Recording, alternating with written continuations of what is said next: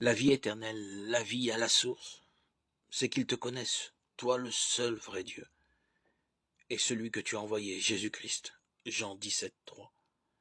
En méditant les paroles de Jésus dans la lumière intérieure de l'Esprit Saint, les premiers chrétiens croyant au Dieu unique approfondissent le mystère de Jésus, Fils unique.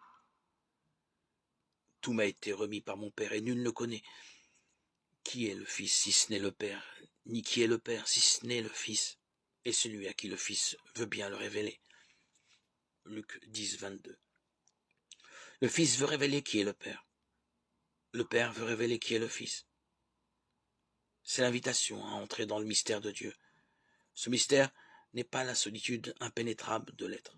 Ce mystère de Dieu est la communion éternelle d'amour entre le Père et le Fils dans l'Esprit, ce qu'on appelle le mystère de Dieu.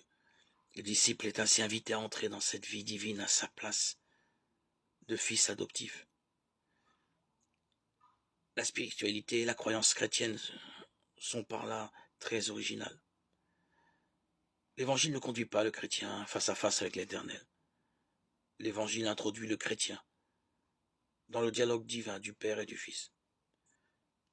L'évangile initie le chrétien à l'amour en le conduisant par la patiente influence de l'Esprit près du Père et du Fils, là où l'amour est depuis toujours, avant que le monde fût.